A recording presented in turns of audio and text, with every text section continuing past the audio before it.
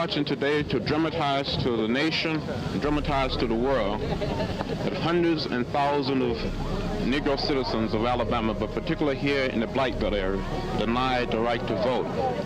We intend to march to Montgomery to present certain grievances to Governor George C. Wallace. Well, I remember that day very well. We were determined, we were organized, we were disciplined, and we were committed to the way of peace, the way of love, the way of nonviolence. We were prepared to die for what we believed in.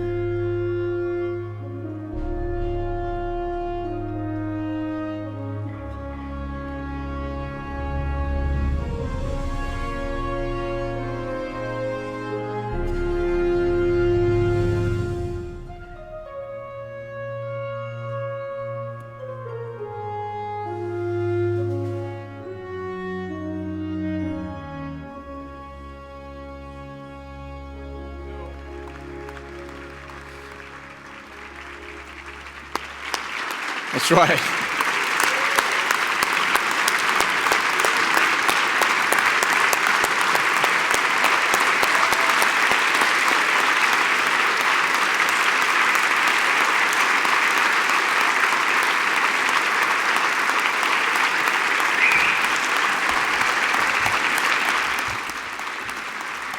You know, sadly, too many of our fellow citizens still carry the scars of an America where discrimination by the color of one's skin was the law. However painful their sacrifice was not in vain.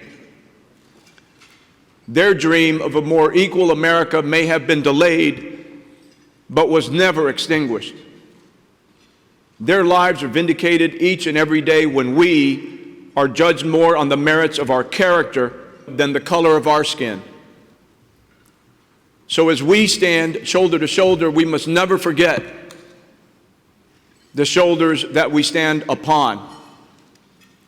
We are indebted to the men and women who endured the worst atrocities of discrimination in order to uphold the greatest promises of equality.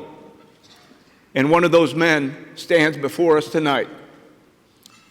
History is replete with individuals of outstanding valor and prolific vision, but the character and conviction of Congressman John Lewis has changed the course of our nation forever.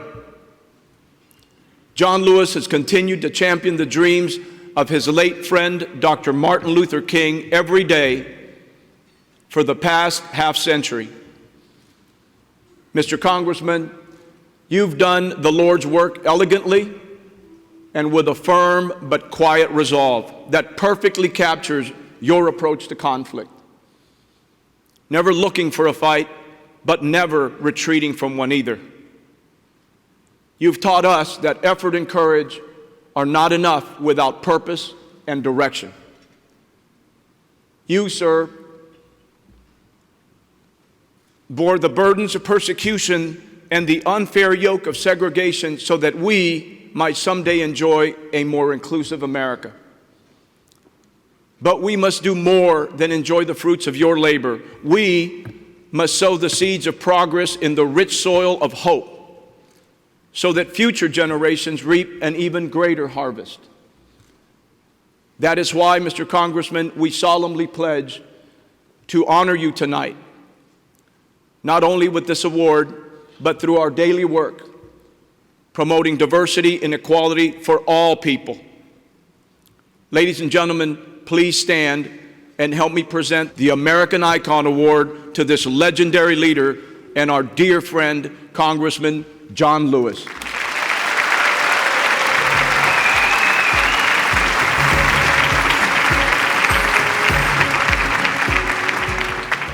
Mr. President, Mr. CEO, my brother, I must tell you that I'm delighted and honored to receive this award, this honor. I feel more than lucky, but very blessed tonight to be standing here.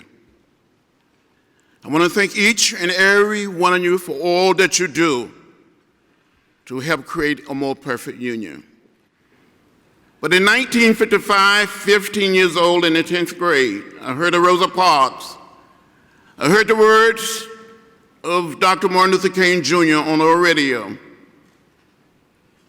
The action of Rosa Parks, the words and leadership of Dr. King inspired me. Now, I asked my mother, I asked my father, my grandparents, my great-grandparents about the signs that I saw saying white and colored.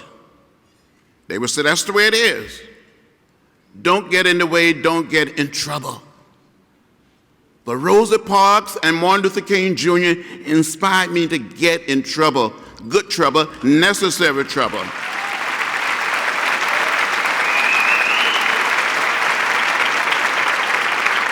As business leaders, as movers and shakers on this little piece of real estate that we call America, some of you have been getting in good trouble. We're not there yet.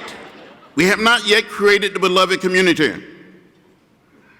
So I said to you tonight, you must continue to push, continue to pull, and continue to organize.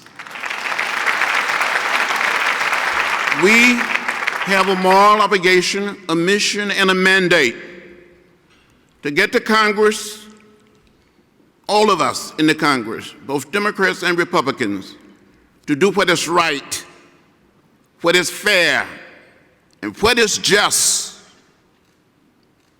Doesn't make sense in this little land we call America to have millions and millions of people living in the shadow. That's not right, that's not fair, and it's not just. So I promise you, with this honor, I'm more determined than ever before to continue to stand up, to speak up, speak out, and find a way to get in the way. In the final analysis, we're one people. It doesn't matter whether we're black or white or Hispanic or Asian American or Native American. We all live in the same house, and we must continue to look out and care for each other. We are brothers and sisters. Thank you so much for this great honor.